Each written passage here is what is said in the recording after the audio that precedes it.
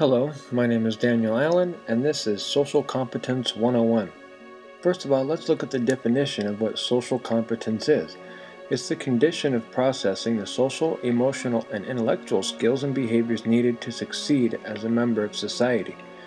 Now, social competence refers to the social, emotional, and cognitive skills and behaviors that children need for successful social adaptation. Even though this is a simple definition, social competence is an elusive concept because the skills and behaviors required for healthy social development vary with the age of a child and the demands of particular situations. A socially competent preschooler behaves differently from a socially competent adolescent.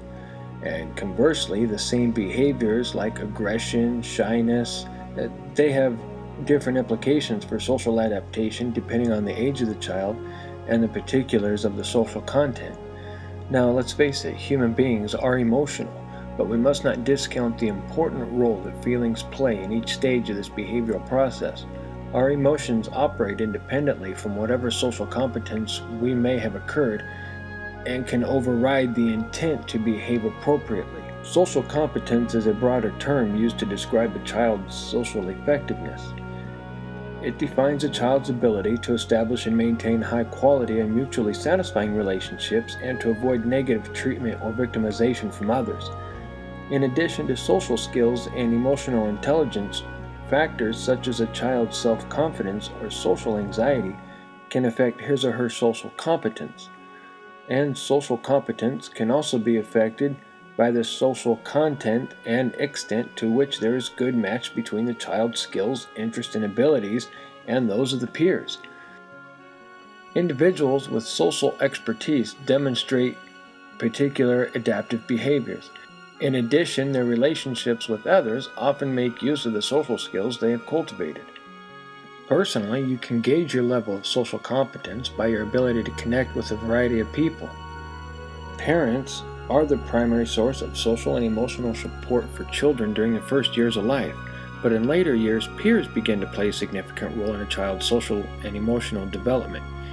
Increasingly with age, peers rather than parents become the preferred companions, providing important sources of entertainment and support.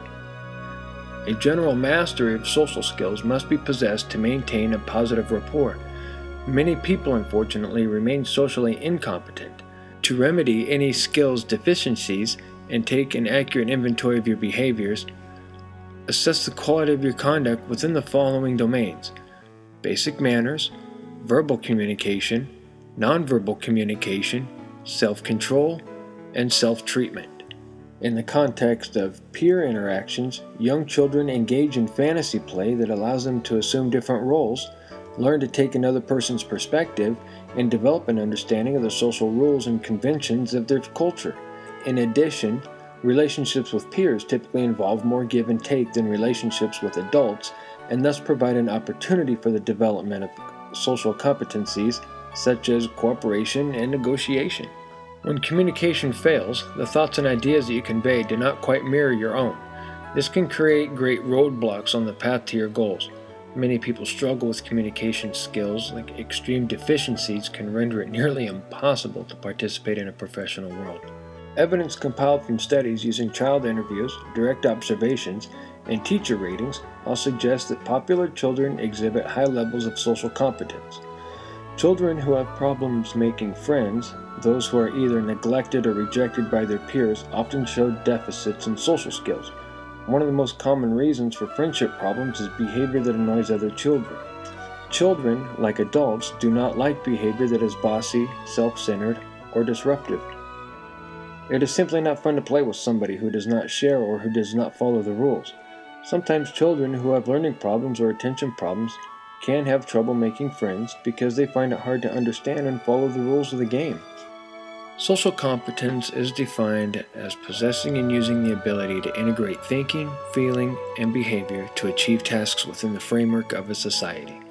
We develop various social competencies for the different situations we encounter on a daily basis.